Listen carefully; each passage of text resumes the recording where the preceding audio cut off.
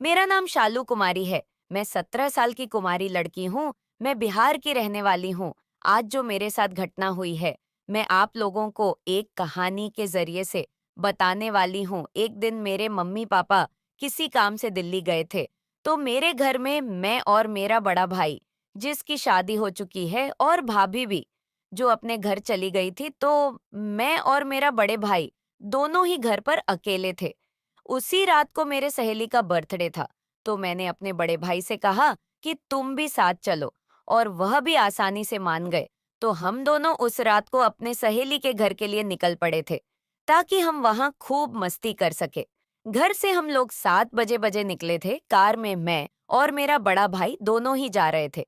मेरे भाई की नजर मेरे पर पहले से ही थी।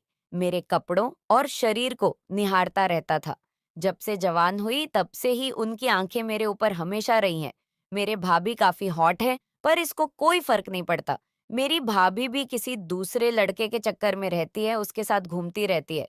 तो जब घर में एक कैरेक्टर लेस हो, तो फिर कोई क्या कर रहा है, अच्छा कर रहा है या गंदा कर रहा है, किसी को कोई कुछ समझ नहीं आता, ना फर्क पड़ता है।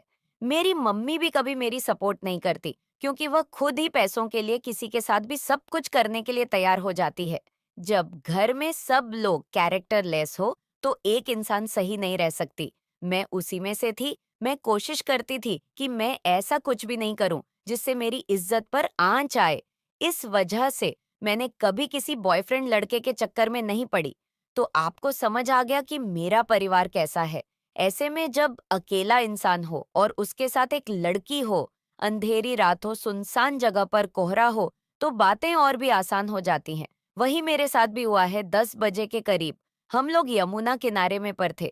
1 घंटा चलने के बाद आगे जाकर काफी कोहरा हो गया था। तो भैया बोले कि कोहरा ज्यादा हो रहा है और हवा भी चल रही है, तो अगर थोड़ा देर रुक जाएंगे तो हवा कोहरे को उड़ा ले जाएगी। इस वजह से उन्होंने अपनी कार को रोड के साइड में लग दिया। साइड में हम दोनों ही कार में थे। हम लोग रास्ता साफ होने का इंतजार कर रहे थे। क्योंकि हवा चल रही थी, तभी भैया मेरी रीफ करने लगे कि शालू, तुम बहुत खूबसूरत और हॉट हो। तुम्हारी भाभी मुझे उतना प्यार नहीं कर पा रही है, क्योंकि वह किसी और के चक्कर में रहती है। वह बात तुम्हें भी पता है। ऐसा लगता है मैं अकेला हो गया हूँ, मेरा कोई साथ नहीं देता। आजकल जमाना बदल गया है, रिश्ते तो किसी से भी बना लो, कोई फर्क नहीं पड़ता है। तुम जवान हो गई हो, मुझे लगता है कि हम दोनों को एक दोस्त की तरह रहना चाहिए। मुझे पता है तुम्हें भी जेब खर्च और पैसों की बहुत ज्यादा जरूरत है, पर उतना तुम्हें नहीं पाता है जितना होना चाहिए।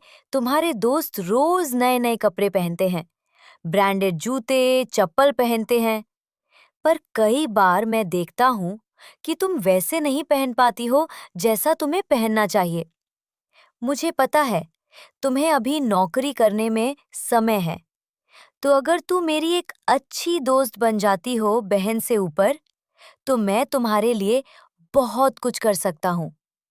उन्होंने मेरे दिल की बात सुन ली थी दोस्तों, वो सच बोल रहे थे। मुझे लगा ये ठीक बोल रहे हैं। मैंने अपने भाई से पूछा, फिर मुझे क्या करना होगा? दोस्तों, आप हमेशा ही हैं, बचपन से ही हैं। आप कहते तो थे कि हम दोनों भाई बहन एक दोस्त हैं। तो उन्होंने बोला कि बचपन के दोस्त और जवानी के दोस्त में अंतर होता है। तुम कितनी मस्त हो, तुम्हारा कोई बॉयफ्रेंड भी नहीं है। तुम्हारा भी मन करता होगा और मेरा भी मन करता है, क्योंकि तुम्हारी भाभी मेरे साथ नहीं रहती है और ऐसी भी है तो सास सोने में नखरे करती है। तुम समझ रही हो मैं क्या बोल रहा हूँ? उन्होंने ऐसा कहा। मैं समझ चुकी थी कि वो मुझे फंसाना चाहते हैं। मुझे लगा कि घर की बात घर में रह जाए और मेरा काम भी बन जाए और मेरे भाई का काम बन जाए, तो इससे बढ़िया बात और क्या हो सकती है। मैं अपना सर झुकाया। भाई समझ गए कि मैं हाँ बोल रही हूँ। उसके बाद भाई ने कार में ही मेरी बदन को धीरे धीरे धीरे सहलाने लगे। उनके छोटे ही मेरे बदन में करंट लग गया। कुछ ही देर में वो सपना सुध-बुध खो बैठे थे। मेरे साथ गलत करने का मूड बना लिए थे। आगे की कहानी के लिए कमेंट में पार्ट 2 लिखें और वीडियो अच्छी लगी तो वीडियो को लाइक और चैनल को सब्सक्राइब जरूर करें, जिससे हमारी दूसरी पार्ट आपसे मिस ना होए। धन्यवाद।